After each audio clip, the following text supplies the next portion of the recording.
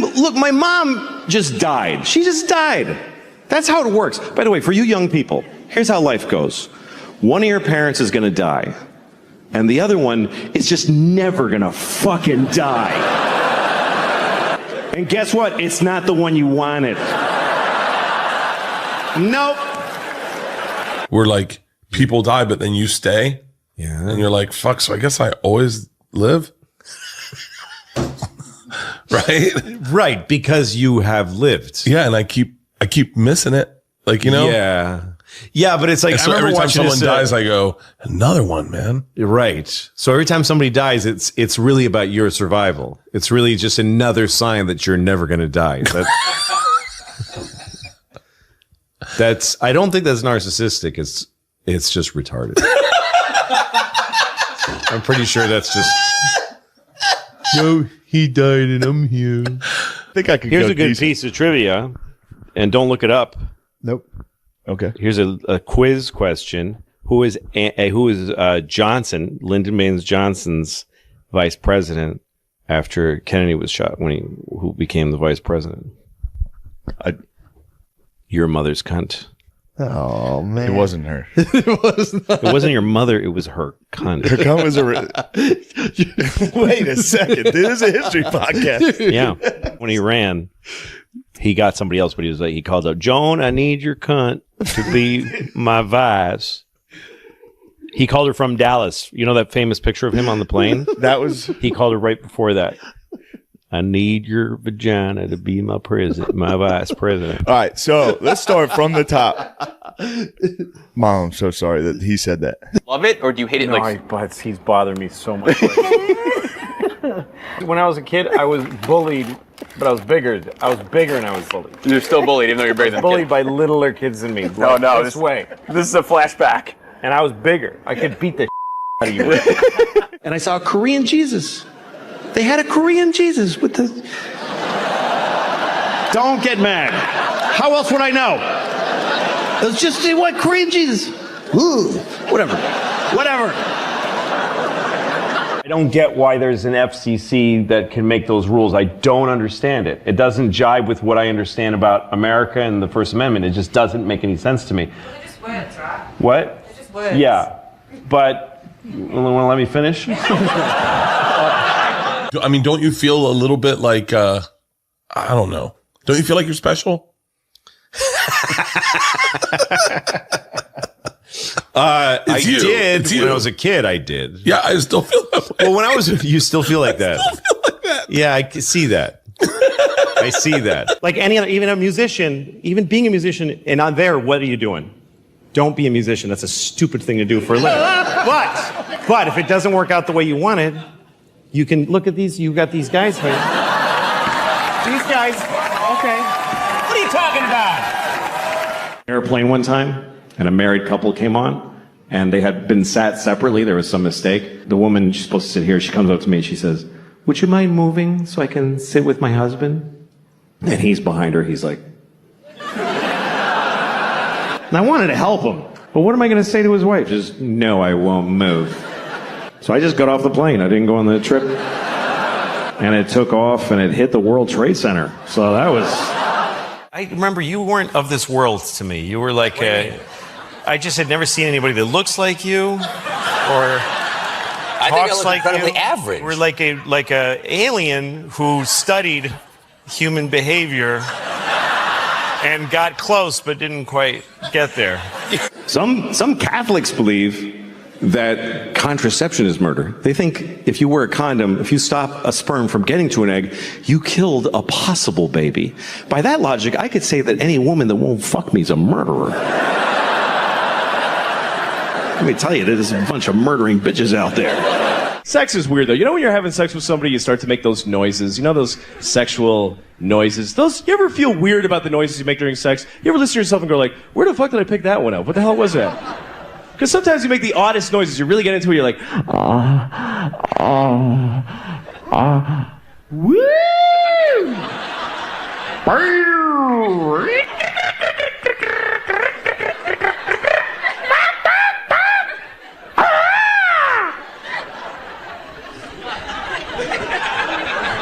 That'd be fun to make make that noise with somebody that you're having sex with for the very first time, you know? After all the tension that built up to it, right at the moment of passion, you go, ah!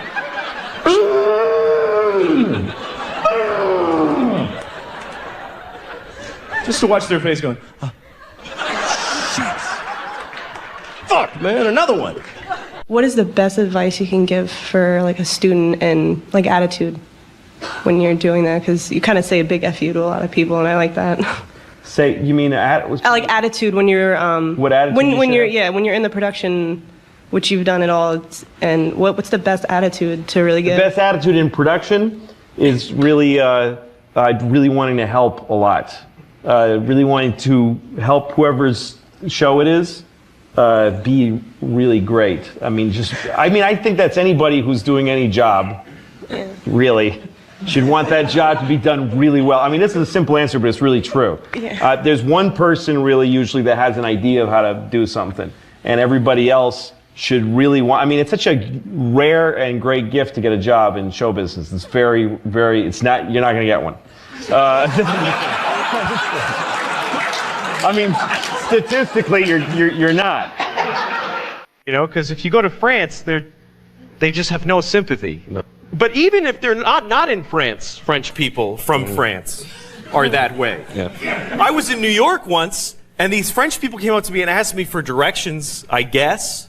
They just asked totally in French. Right. It was amazing. They didn't even do like a, how do you say, or something like that. They just walk up to me and one goes, and I was like, I'm sorry, I don't speak French. And he's like, je le te le So I have mild racism. It's benign. It's not aggressive. It's not even negative racism. It's mild racism. I'll give you an example. Okay, like if I go to a pizza place I've never been to before, and it's run by 4 black women, I'll go like, See, it's very mild. It's extremely mild racism. I'll notice that. Yeah. You don't usually see that, 4 black women running a pizza place. Unless it's called 4 Black Girls Pizza or something like that. Like, that's the whole point of the place. The thing is that Ellen is not a popular person. She's kind of a rotten, smelly, awful, She sucked when I met her. Is she not a nice lady? Idiot. She's. I wish we were on XM so I could describe her completely. Of course, but I can't. I know people that work for her as writers, and she's dope and mean to people. Oh, easy on the language. Yeah, you know what I mean. Yeah, she's a spoil sport. She's a real ninny. She's a right rotter, isn't she? Yeah. Yeah, she's a right rotter. Yeah, she's yes, most definitely. Was she a good stand-up in a day? Yes, I think she was. Is that okay to say? She was a good Yes. stand-up. Okay. She was fine. She was all right. I know she never made me laugh really, but because she's got that way about her. Being a leather. Well, no, not that one. Yeah, I don't. Who cares about that? But the fact that she has this sort of MO means that people pile it on. Yeah. So it's like, oh, look at her working. She shouldn't be working. And whatever, that story. You know what? I've had a show where I had writers, and I'd look at them and say, you guys stink, and I hate you. So the stories about how tough she is on the writers, that I take with a grain of salt because I guess there's a natural, you got to crack the whip, and also there's a natural thing where the person who's on camera is taking the hits for bad jokes. But would you do it in front of a live audience? What's that? Would you do it in front of a live audience? Oh, no, never. I think that's what the story was really? about. Yeah, she did a joke and it sucked, and she goes, "Why would you write that for me?" And she was dead serious. Well, I don't know. While they were in break. Yeah, no, she sucks. You had good writers on Lucky Louie, man. Every one of them. It was funny then. Yeah. I don't think life is that important. It's just not. It is not. People get too excited about life. Oh, life, fuck you. It's not that. It's. Make a list of every shitty thing ever that's in life. Life is okay. I like life. I like it. I don't need it. I'd be fine without it. I like life, though. I do. You know how much I like life? I have never killed myself. That's how much I like it. That's exactly how much I like it, with a razor-thin margin. I like it precisely enough to not kill myself. It's an option, though. It's totally an option. I mean, I'm 49. I have 2 kids. I've flipped through the brochure a few times. I've thought of killing myself just to win an argument. You're not supposed to talk about suicide. Even to your shrink. You ever go to a shrink and they're like, have you had thoughts of suicide? And you're like, no, because if I say yes, you'll press a button and folks will run in and hold him down. But you should be able to talk about it. It's the whole, the whole world is just made of people who didn't kill themselves today. That's who's here. Is all of us that went, okay, I'll fucking keep doing it. It's because it's an interesting thing about life. Life can get very difficult, very sad, very upsetting, but you don't have to do it. You really don't have to do it. You don't have to do anything. You never have to do anything because you can kill yourself. If they send you a letter from motor vehicles, you have to come in and, no, I don't. I'll kill myself. You can do that. You can do that once. But you can do it.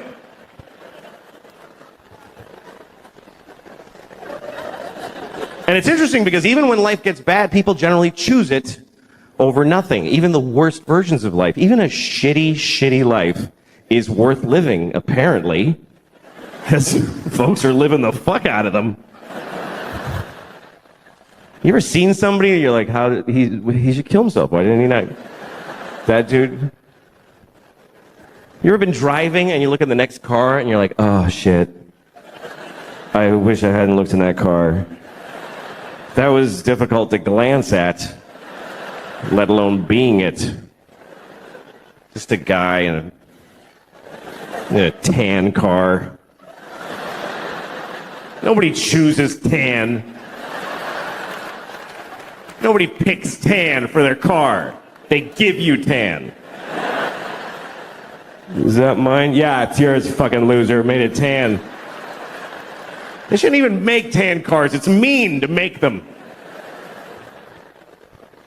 You look over, you see a guy in a tan car with just dents all over it and a garbage bag for a window.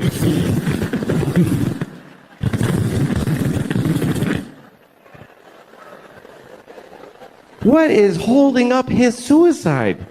What is delaying it? What is keeping him from stopping being that? And what would it take?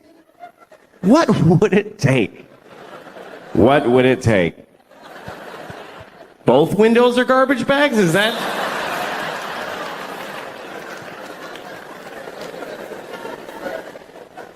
Seriously, do you know how much misery is involved in a garbage bag for a window? Do you know how many separate moments of shit misery?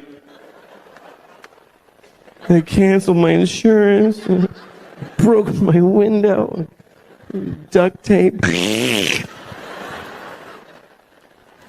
Here's the truth. Running away will not solve your problems. That's totally true. But killing yourself solves all your problems. It actually does. It even solves world problems. For you.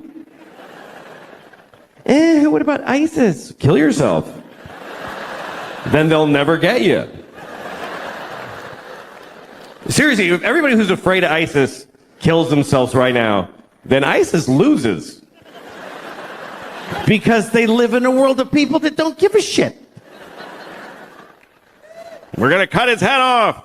Okay.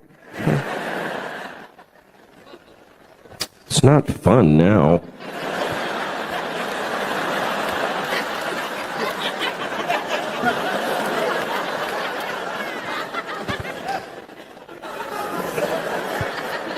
I think the worst part of being beheaded, the worst thing about being beheaded is that you look really dumb right after. That's the worst part. They go like that, you're like, just that's fucking dopey. I don't think they like beheading bald people because they can't do this thing. That's the best part. They gotta go like this. It's not as cool. So just shave the top of your head and you won't have to worry about it. email fight right now. You know, an email fight, not a text fight. A text fight is like, fuck you, bitch. Fuck you, bitch. Dick, bitch. You're an asshole, bitch. That's a text fight. An email fight is like, in June when I told you that I had this issue, I was very disappointed in the way you didn't listen. You know those emails you just work on it all night? Like it's the closing argument to a murder case. It's so important, your fucking email. You're pounding it out like Beethoven and you're pouring water in your head and going deaf and still working on it. And then you send it to somebody. Can you read this and tell me if it's fair what I wrote? Start at the bottom. And they write back, I made a few changes. Oh, thank you. That really captures my voice. And yet... And then you send it to somebody else, and they're like, I would take out eat shit fuckface. And you're like, nah, fuck you. I'm going to keep it. And then finally you send it. And you're like, And then you feel really good. I finally said it. Finally. And you have this fantasy that they're at home reading it right now going, I'm wrong about all of the things.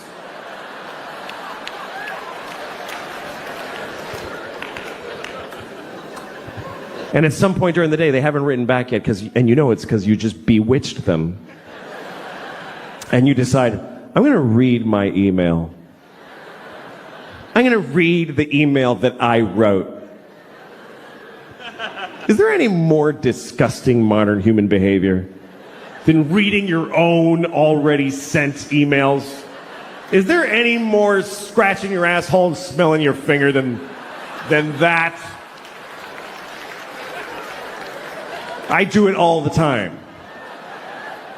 So that's what I did. I was in an email fight, and I looked in the sent folder where that's it. It's in stone. You can't change that anymore. And I realized by mistake it said, this is my latest draft. What do you think?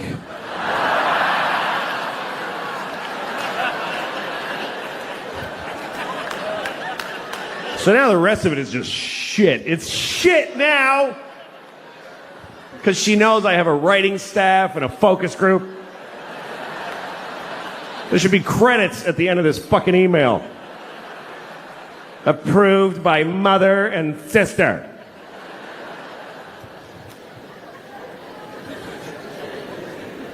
I don't know. Love is worth it, though. It really is. It's worth it. It is. I mean, I've always pursued love my whole life. You know, even when I was a kid, I loved girls. I loved them. And it was all, when I was 12, I discovered that girls are the greatest thing. And I would ask them out. That's what I did. I just walked up and asked them out. I had no fear. I go up to any girl I liked. Hey, you want to go out with me? And she's like, no! Because you weren't supposed to do that. You weren't supposed to just ask her out. There was a system. My daughters told me it still works this way in middle school. There's a thing where the boy asks his friend to ask her friend to ask her what she would say if he asked her out. How did children just know this Elizabethan parlor thing? 12-year-old boy, please inquire after her maiden friend. Were I to request her presence, what might be her answer? Indeed, my lady would enjoy your company, sir. That is well. May I finger her?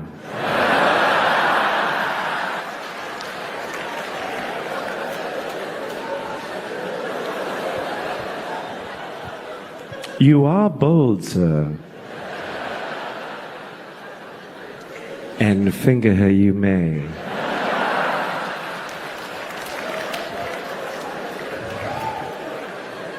and finger her I shall.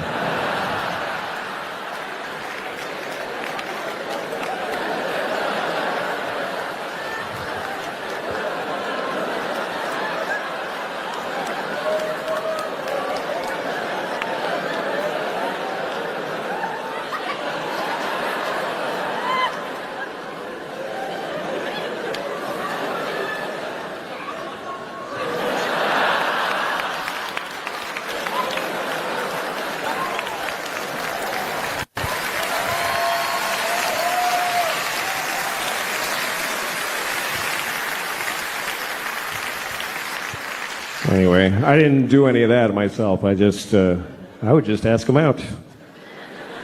Girls said no to me. Till Rachel.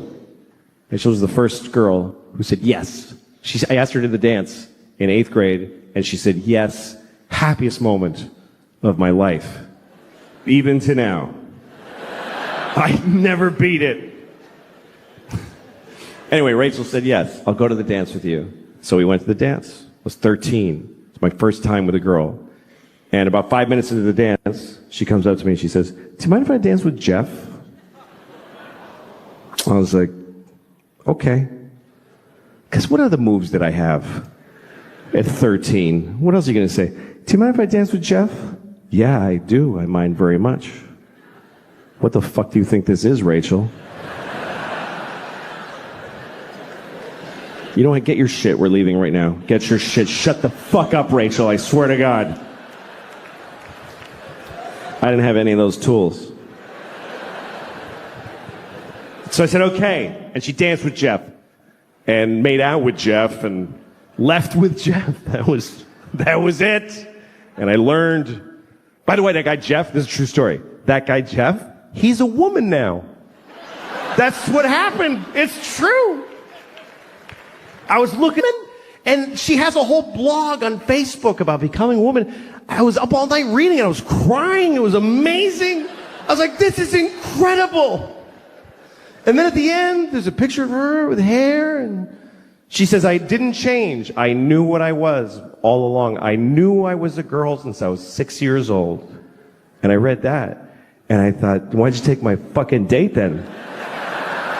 You knew, you piece of shit. Fuck you, Jeff. Fuck you and your journey. I don't give a shit now. Hooray for transgender, but fuck you because you're just an asshole who became a cunt. That's what happened.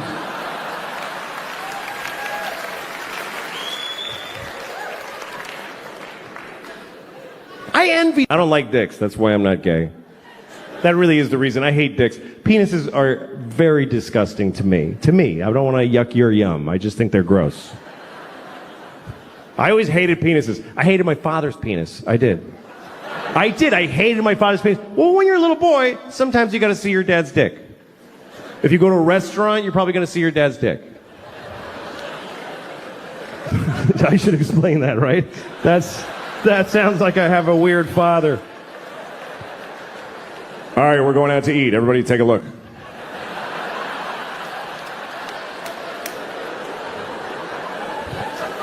No, sometimes if you go to a restaurant with your family, when it's time to pee, you go pee with your dad if you're a little boy. If you go to a ball game with your dad, I remember there was never urinals, it was just a trough. And the little boys and the men stand there together. And the men are just standing there.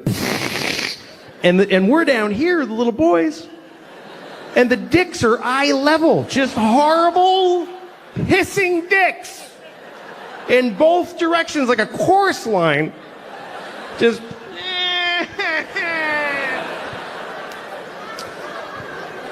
And my dad, worst. Because my dad, first of all, my father's Mexican.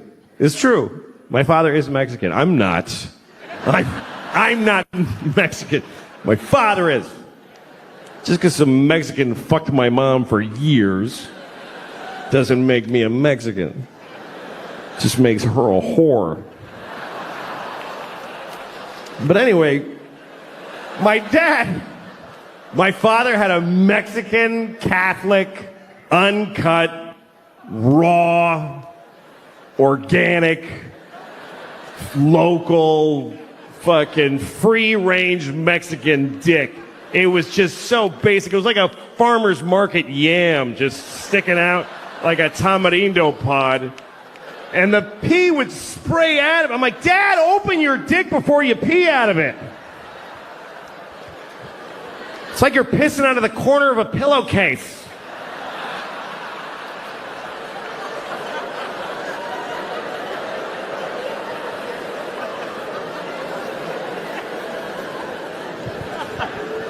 And my dad's had a weird life. Too. When I was 10 years old, my parents got divorced. And, he converted to Judaism. He didn't turn into a Jew. It's not like my dad was like...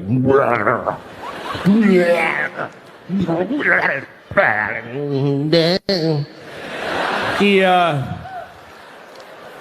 converted to Judaism. And I had friends who were Jewish, and I knew that they had little clip dicks, little neat. And then I remembered my father's alligator claw of a penis. I really hate penises. That's really my problem with being gay. That's why I'm not gay. Men are fine. I'd like to have a boyfriend. That would be nice. I would. Every time I hear somebody say my boyfriend, I'm always like, I want a boyfriend. Why can't I have a boyfriend? I'd like to have a big, tall boyfriend.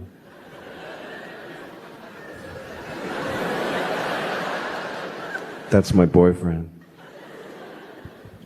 I'm mad at my boyfriend.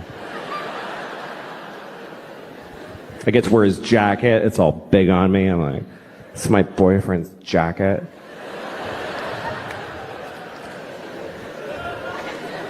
I'd like to have a big dude in my life.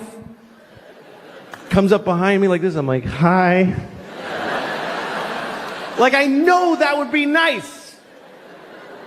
But in order to get all those parts, you have to have a fucking cock shoved up your asshole. Like a hard dick ramming in your ass. Ah. Oh, fuck. Oh. I just wanted to wear your jacket.